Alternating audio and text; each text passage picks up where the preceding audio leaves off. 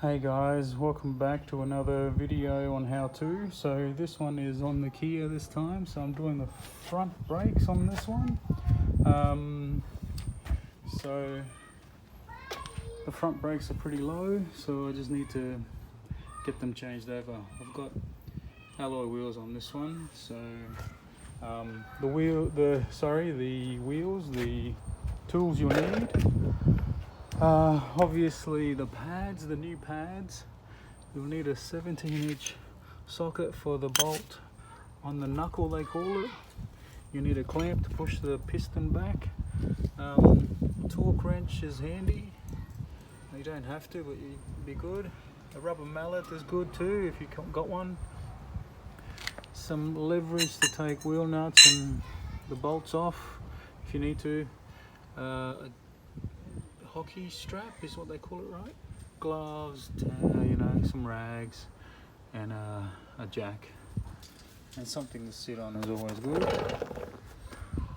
Yeah, and a cuppa. Okay, guys, so let's get started. First thing to do is loosen the bolts off before you jack it up, obviously, and then take the wheel off, and we'll see what's under there. Okay.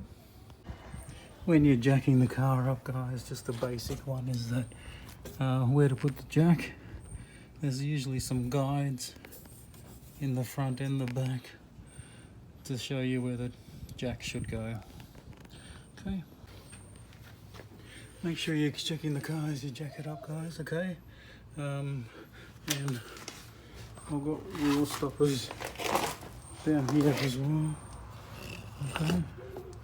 So wheel stoppers at the back, and both back wheels, just to make sure, and make sure you get the safety jack stand, I should say, under there as well. Make sure there's no kids around. Okay. Okay, with the wheel off now, so there you go, the disc and the caliper pads exposed. You need your 14-inch socket, yes, this one here. And you also need a spanner, so it looks like a 17-inch, just in case the I forget what it's called, the second bolt moves.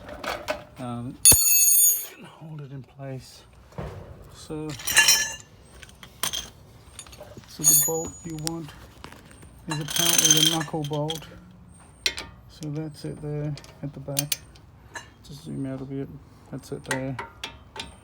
That's the bolt you want, and you want to loosen that off. Okay, so that's the other bolt that if it moves, you always got the spanner there, and that's a 17. Okay, if it moves, then you got the leverage there to hold it in place and take it off. Alright, so just take that off. Oh, and that drops. I'm using one hand here, guys, so it's always a bit harder. So I'll have to turn the camera off and come back to you. Okay, so I've got that bolt off, so that just comes off like that. I didn't even have to hold that nut. So the bolt comes off like that. There it is. Put that in a safe place. Okay. Box will do. And then you're just lifting this caliper off. You may need to hit it with the hammer to loosen it a little bit. I don't have my gloves on, but that's it. Just a tap loosens things up, and then you're lifting it up like that. Just be careful of the hose, the brake hose. I don't lift it all the way up, so that's where the strap comes in place, so you can hold it up. So what I do is I hook it onto the hole where I took the bolt off, and I just hold it up to the suspension. So I'll just do that now and then come back to you. Okay, so that's pretty much it. So you only need that much space. I try not to bend the hose back too far, and that's the space you need to take the pads off. So this just come off, you just pull them, and that's it. So they're low, look at that. And the other side, just jiggle them until they come off either side. That's it. Okay, so let's have a look. That's pretty low, doesn't it? Look on the sides, it's very low. If you look at the new ones, I'll pull the new ones out and compare it. I mean, even the covers come off on that one. Yeah, so they were due. Let's compare these. See the comparison to that. Massive. They're very due. Alright, so that was very close. So I'll get these on, okay? So I'll show you how. The discs still look pretty good, so just have a feel while you got the pads off. Very smooth still. So before you put the new pads on, you need to push this piston back, alright, into its original spot, so the caliper fits over the new pads basically. Alright, that's where the clamp comes in handy. I'm trying to do this with one hand, guys. So you're putting the clamp basically at the back of that piston housing, and the clamp on the piston itself, and you're pushing it back. All right, so I'll just show you quickly. Okay, so just show you, I can't hold it and do it, so it's at the back, the clamp is at the back, and the front of the clamp is just on there. So you're tightening that up and pushing it back. It goes back pretty easy, so you can just push back until it goes into its housing, I guess, or back into place. Alright, so that's tightened it and pushed it all the way back. Okay, so just remove the clamp, and then the next thing is to put the new pads on. Just so you see it's flush. Okay, new pads in one hand, phone in the other, and I usually go bottom first. It seems to, you got some grooves there, I don't know if you can see that, like a shoe. See, it fits in, and then I normally do the top.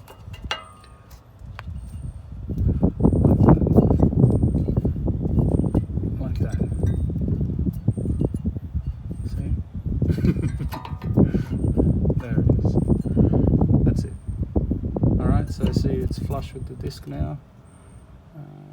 There you go. And then the back's always a little bit harder because you can't see, but essentially it's flipping it over to the other side, and do the bottom first.